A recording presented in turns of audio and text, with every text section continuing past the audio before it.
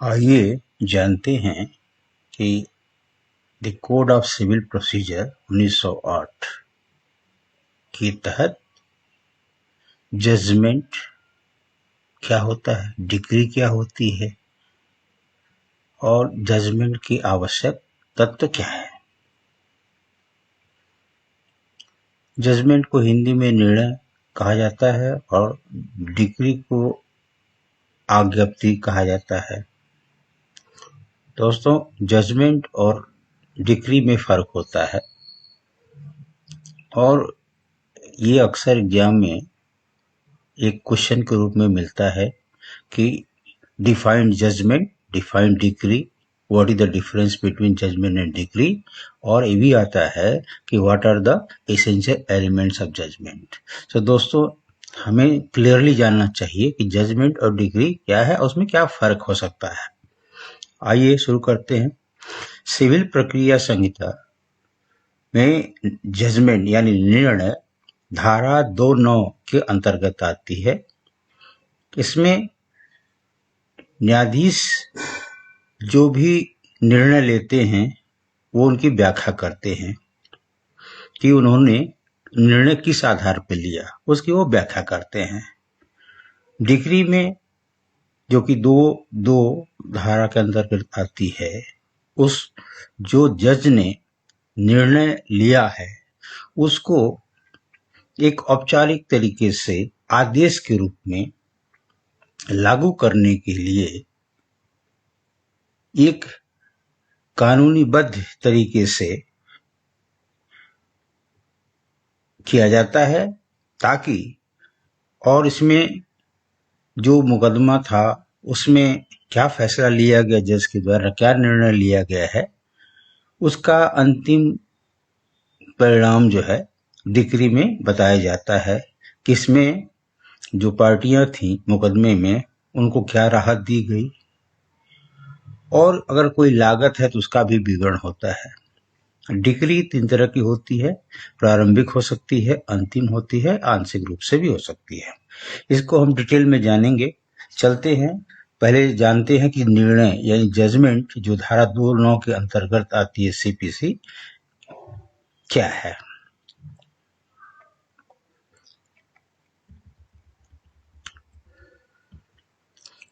इसकी परिभाषा क्या हो सकती है दोस्तों? न्यायाधीश द्वारा दिए गए लिखित या मौखिक बयान। जजमेंट निर्णय को क्या कहेंगे? यह जज द्वारा लिखित या मौखिक बयान हो सकता है जिसमें अंतिम निर्णय, किसी केस के संबंध में क्या अंतिम निर्णय लिया गया या जो आदेश पारित होगा उसके आधार बताए जाते हैं कि जो आदेश हम पारित करेंगे उसका आधार क्या है, हमने कैसे निर्णय लिया है, किन तथ्यों का आधार मान करके हमने निर्णय सुनाया है, जजमेंट किया है।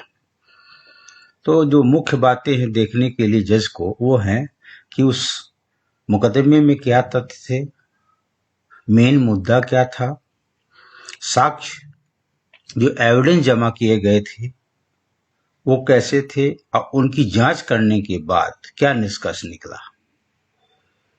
तो जज जो है इस केस में निर्णय लेने के सभी कारणों की व्याख्या करता है, तर्क के साथ करता है कि हमने ऐसा निर्णय क्यों लिया।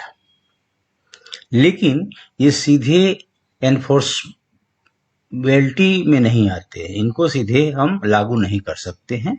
यह केवल एक आधार बनता है जजमेंट का। एक जजमेंट क्या है? एक निर्णय का आधार बनता है कि हमें आगे इस मुकदमे का जो अंतिम परिणाम होगा, जो हम अध्यादेश जारी करेंगे, उसके मुख्य बिंदु क्या होंगे, उसका एक आधार है। अब आते हैं डिक्री पे। डिक्री जो है धारा 2(2) के तहत आती है सीपीसी में, जिसको हिंदी में आज्ञप्ति भी कहते हैं। मोस्टली सभी लोगों को डिक्री के बारे में जानकारी होती है। डिक्री ही अंग्रेजी शब्द का ही प्रयोग अक्सर होता है। इसकी परिभाषा क्या हो सकती है? डिक्री की परिभाषा इस तरह से दी जा सकती है, किसी मुकदमे में विवादित मामलों के संबंध में पक्षों के अधिकारों को निर्णायक रूप से निर्धारित करने वाले निर्णय की औपचारिक अभिव्यक्ति। जो भी निर्णय लिए गए हैं एक मुकदमे में, उसको सही ढंग से इस डिक्री में लिखा जाना। उसमें क्या किया गया, वास्तविक राहत क्या दी, लागत क्या आई मुकदमे की, और पक्षों का क्या अधिकार तय हुआ। निर्णय से प्राप्त औपचारिक कानूनी रूप से बाध्यकारी आदेश। यह जो है निर्णय से जो प्राप्त हुआ है, यह मुख्य रूप से कानूनी तौर पे बाध्यकारी होगा, मतलब इसको फॉलो करना पड़ेगा। यानी आप इसको बिना फॉलो किए बच नहीं सकते, इसलिए आपको वो मानना ही होगा जो भी डिक्री में लिखा जाएगा। जैसे दोस्तों पहले भी मैंने बताया कि डिक्री 3 प्रकार की होती हैं। प्रारंभिक, जिसमें मुकदमे के कुछ भाग का निपटारा होता है। आंशिक रूप से, इसमें इससे कुछ ज्यादा है, इंटरमीडिएट कह लीजिए। और अंतिम जो डिग्री है वो उसमें मुकदमे का पूर्ण रूप से निपटारा कर देता है, यानी मुकदमा पूर्ण रूप से सॉल्व कर लिया जाता है, तो उसको अंतिम डिग्री कहेंगे। और जो भी आदेश अंतिम डिग्री में किया जाएगा वो बाध्यकारी है, वो मानना ही होगा। आते हैं दोस्तों प्रमुख संबंध एवं विशिष्टता। संबंध क्या है इन दोनों में? पहले क्या आएगा? निर्णय आता है, जजमेंट आता है। जज जो है मुकदमे के हर पक्ष को सुन करके और अपने तर्क के अनुसार एक निर्णय पर आते हैं, और उस निर्णय को फिर आदेश के रूप में या आज्ञप्ति के रूप में, डिक्री के रूप में जारी किया जाता है, जो फैसले के परिणाम को औपचारिक रूप देता है कि वाकई फैसला क्या हुआ। उद्देश्य क्या है इसका? निर्णय में व्याख्या दी गई है कि निर्णय में क्या व्याख्या दी गई है कि हमने निर्णय कैसे लिया। जज ने बताया कि किन किन चीजों को, किन किन बिंदुओं को मैंने तर्क के साथ आदेश पालित किया है, निर्णय लिया है, वो चीज डिक्री में निर्देश दिए जाते हैं। दायरा, किसी मुकदमे के परिणाम स्वरूप ही निर्णय दिया जा सकता है। अगर मान लीजिए मुकदमा नहीं है, जिस मुकदमे का डिक्री होगी वह मुकदमा अदालत में मुख्य रूप से रखा जाना चाहिए, यानी मुकदमा जो है कोर्ट में आना चाहिए। किसी अन्य कार्यवाही में भी निर्णय हो सकता है, किसी अन्य कार्यवाही में भी ये निर्णय हो सकता है। सीपीसी के तहत किसी निर्णय की आवश्यक तथ्य। सीपीसी सिविल प्रोसीजर कोड के तहत निर्णय के, जजमेंट के क्या क्या आवश्यक तथ्य हो सकते हैं दोस्तों? इसको इंग्लिश में इसेंशियल एलिमेंट्स ऑफ जजमेंट कहा जाता है। ये आदेश 20 नियम 4 के अंतर्गत इसके एलिमेंट्स के बारे में बताया गया है।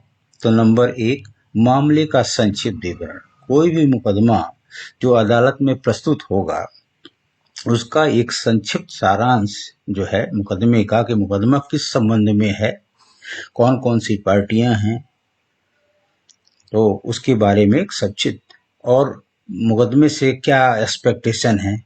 मुकदमा जो है वो जो जिस पार्टी ने मुकदमा किया है उसके पास, उसके साथ क्या घटित हुआ है, वो सारा जो है सारांश में बताना जाना चाहिए, ताकि मुकदमा जो है देखने योग्य हो, मुकदमा जो है जज के सामने प्रस्तुत करने योग्य हो।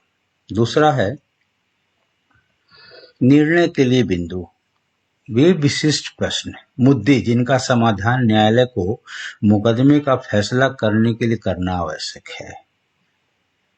कुछ पॉइंट्स होते हैं जो किसी भी मुकदमे को जब हम न्यायालय में प्रस्तुत करते हैं, दायर करते हैं, तो कुछ पॉइंट्स बनाए जाते हैं, फिक्स किए जाते हैं कि इन संबंध कारणों से यह मुकदमा अदालत में दायर किया जा रहा है। तब प्रत्येक बिंदु पर न्यायालय का निर्णय या उत्तर, यानी न्यायालय जो है हर पॉइंट को देखेगा, समझेगा, उस पर अपना निर्णय सुनाएगा।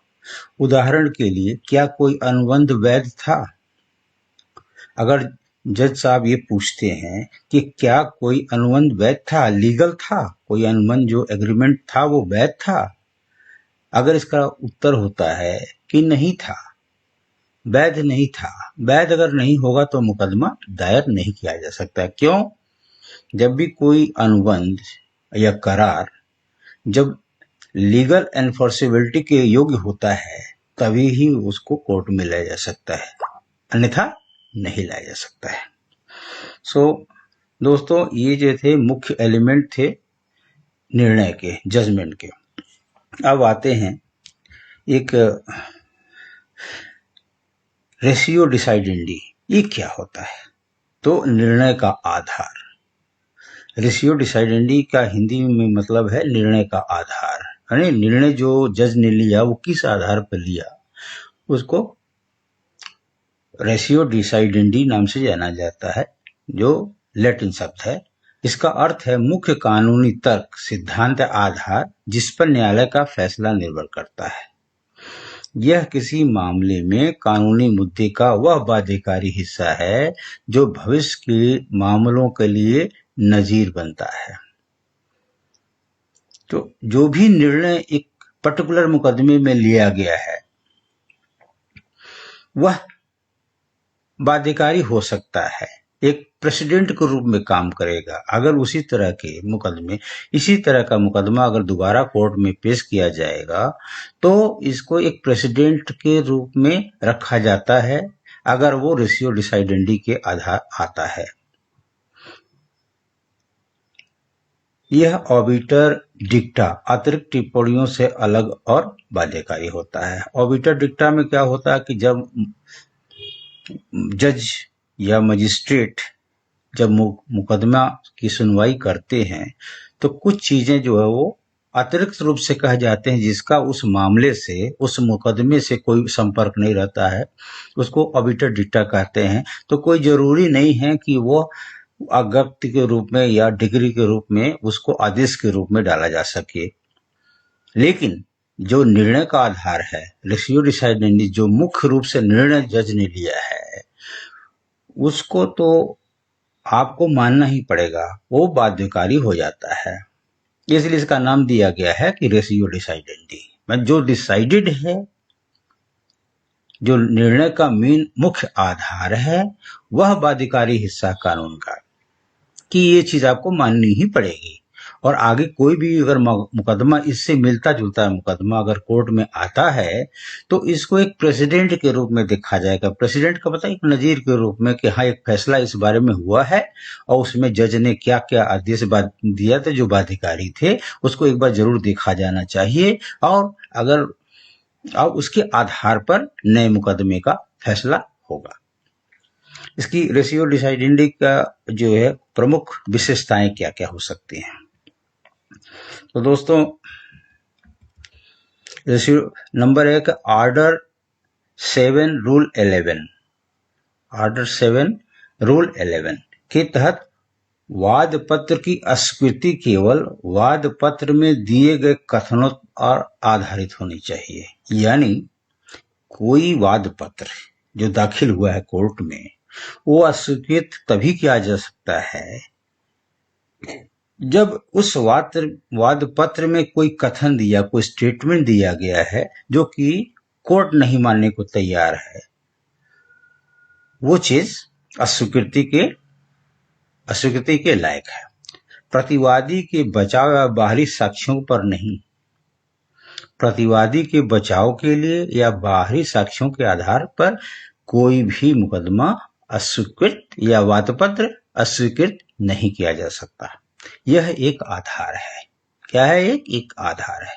दूसरा आता है ऑर्डर 6 रूल 16। इसके तहत याचिका खारिज करने के लिए दलीलों का अनावश्यक या निंदनीय होना आवश्यक है जो कि इस मामले में कानून का आधार बन जाता है।